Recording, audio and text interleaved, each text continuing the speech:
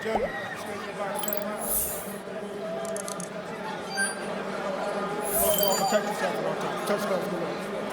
Arias, just 5'11", New York Golden Gloves champion back in 2014, facing his third straight undefeated opponent. Has a herky-jerky style, but is athletic.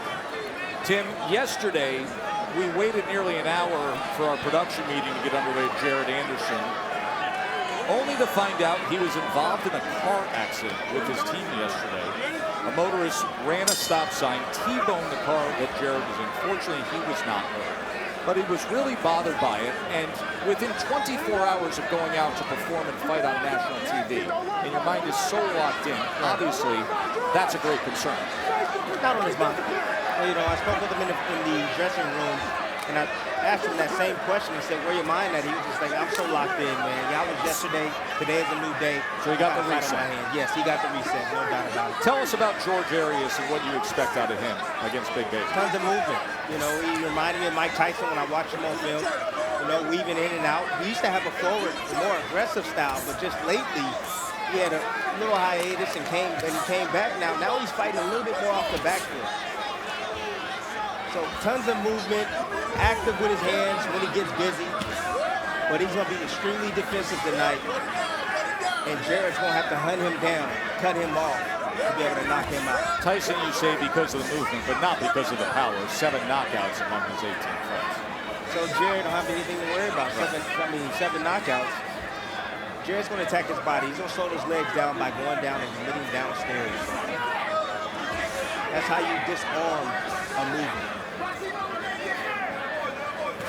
Right now he's throwing out that long jab of Jared Anderson. 6'4", good frame, very athletic. Puts the right hand behind it that time against the movement of Arias.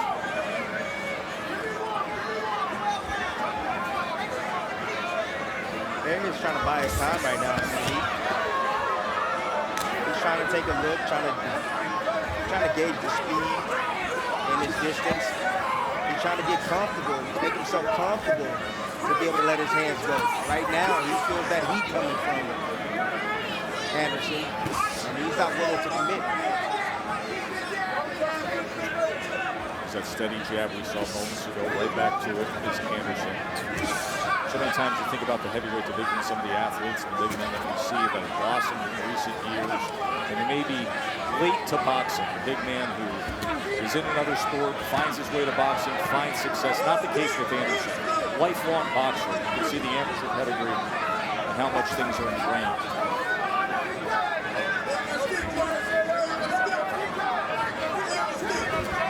There's team saying, stay on that stick, utilize the jab. High sweeping right hand, goes to the body with the right hand.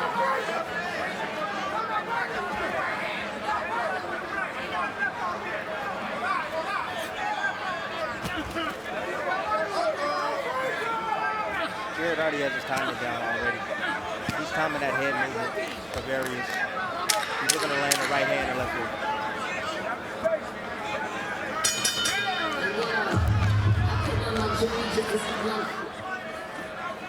Timmy, it was interesting to hear the contrast in the corners here of our heavyweight fight between Jared Anderson and George Arias. In the corner of Arias, Leon Washington said, hey, listen, you got to fight. You just got to fight. He was only 3 of 14 in his total punches. Meanwhile, Derry Riley, the longtime trainer of Jared Anderson, says, you're not going to hear me say much. Don't worry about it. You just keep doing that with the jab. You're going to find a home for things. Bernardo. I just spoke with Leon Washington, and part of what he was saying in the corner was fight like Frazier. Get in there and make this a fight. And it reminded me of Major League when he said, hit like Mays, run like Hayes. Well, he looks like Ali, but he needs to fight like Frazier. Yeah, he needs to bob and weave. And throw a left hook like that. Just lunge with it and see what can be accomplished. That was a little Frazier-esque. But in that first round, Anderson was 17 of 51. Unlike the first round, Timmy, that we saw back on Heisman night, in watching a heavyweight in Jared Anderson against the veteran in Jerry Forrest land 54 of 114 punches thrown. A heavyweight throwing 114 punches. But you know why he can do that, right? Most heavyweights are fat and lazy. They don't want to run. They don't want to get in that road work. Well, this young man, he runs for fun. Tess, he'll put in 6-7 miles of road work every single morning, if need be. You can see the results when you look at his body in that frame at 6'4", checked in at 247 pounds on the scale yesterday. See that lean back right there? That's just extremely dangerous, especially when you're fighting against a taller opponent that has longer arms. He can reach you with that shot. Arias came close right there. He nipped the temple of Anderson, but again, I'm not worried about it. It's not a whole lot of power on those shots. Going to swing him with that lunging left hook again. To the jab. Try to come over the top with the right-handed Arias. It might take one of those shots to wake up Anderson and put him into third or fourth gear. Use that lead left hook from Arias.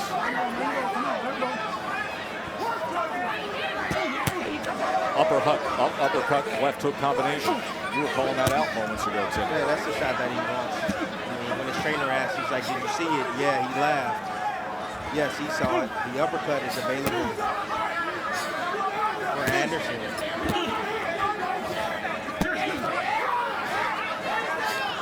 And the reason why it's available is because Arias is leaning forward. You know, he's bobbing and weaving and, you know, moving side to side, but when he decides to attack or try to commit, he leans forward first and then he throws a punch. There it is again. He leans forward. That uppercut will be placed there real soon. Anderson throwing out that southpaw jab. Right-handed fighter, but naturally left-handed, and now digging that right hand to the body from that southpaw stance. Joe and Tim, Bernardo ringside here as we see round number 3. We haven't seen that in the last 5 opponents for Jared Anderson. Each of the last 5 was dismissed in the second round. But here is George Arias, originally from the Dominican Republic, fights out of the Bronx. The Gentleman is his nickname. 18-0 with 7 knockouts. 5'11" against the big frame 6'4" Jared Anderson.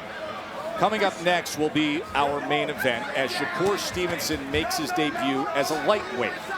This a WBC title eliminator. Notable fighters said no. They took a pass on it, like Cruz and Zepeda and Kambosos. But Shuichiro Yoshino said, yes, I'm up for it. The undefeated contender, who's ranked number 4 in the WBC, who's off of back-to-back impressive victories, comes here to Newark, New Jersey to face the pound-for-pound elite Shakur Stevenson. That is coming up next. Tess, you know the kid in the classroom that gets bored and the curriculum is not tough enough for him and he goofs off. Yeah, they go on to be boxing broadcasters. That's what you're seeing right now. You know, Anderson, to me, he's fighting kind of like a daisical. He's taking his time, but he's bored. He's not being challenged at all. He's not threatened by the lack of power and aggression from Arias. It's time for him to step up a grade, maybe 2 grades. It's time for him to get in that contender status and start facing the top fighters of the heavyweights of today. Tim, last week, you, Andre, Mark Kriegel, Bernardo, and myself were sitting back and we were watching Anthony Joshua's fight. Yeah. At one point, we then went on the air and you said you felt that the Anthony Joshua you were watching, that Jared Anderson would be ready for that kind of guy now. Right now. Do you stick by that statement? I stick by that statement. You know, I believe that Anthony Joshua is no longer competing. He's doing it for the money. And the reason why I say that is because his performance before him, when he fought against Usyk, he had a better performance against Usyk. Wow, big shots right there. Short thudding shots from Anderson. Arias absorbing punishment and has to tie up.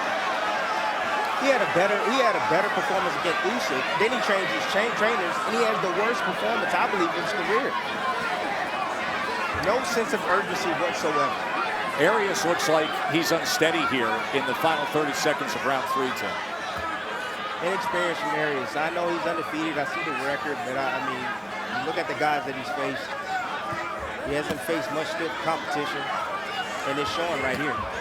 Right hand to the body, combination with the right hook, and then the left uppercut. Anderson clipping him. Arias in trouble against the ropes. Right hand comes in. Arias stands up to it, but he's going to be wobbling back. Look at how unsteady he is getting back to that corner.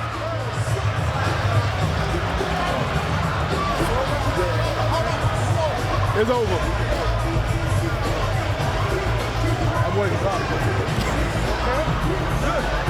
Nah, you ain't good. What?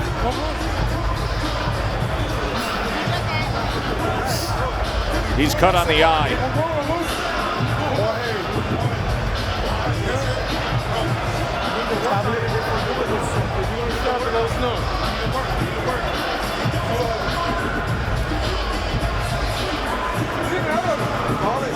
Come on, what is what? What? That's it. George Arias was pleading with his corner, Leon Washington, to give him another round. Leon said, no, no.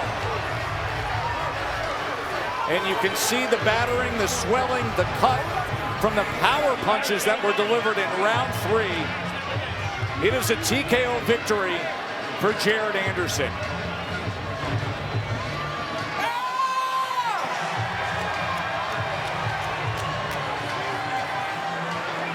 The test was too easy for Jared Anderson. That's not his fault. You know, Jared Anderson can definitely strip grades, no doubt about it. He's ready for the top echelon of the heavyweight division. Great performance. You know, there's levels to this game, and you see the different levels. Both of these men were undefeated.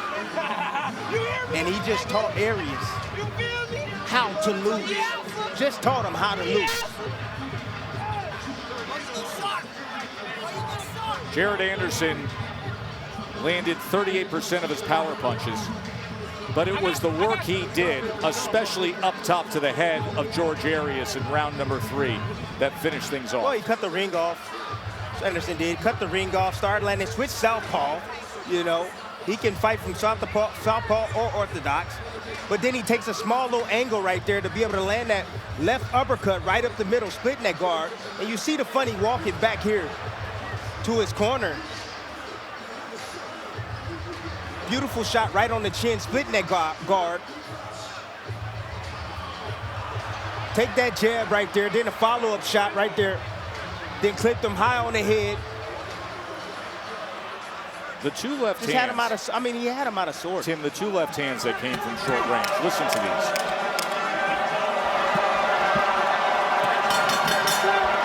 It doesn't take much with a man that big, and there's how it ended, to put forth damage.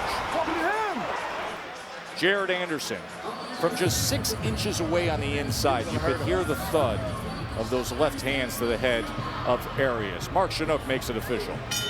Ladies and gentlemen, here inside the Prudential Center, Newark, New Jersey, the blue corner informs referee David Fields at the conclusion of round number 3 that their fighter could no longer continue. Therefore, your winner by technical knockout, and now the WBO International and USWBC heavyweight champion from Toledo, Ohio, Jared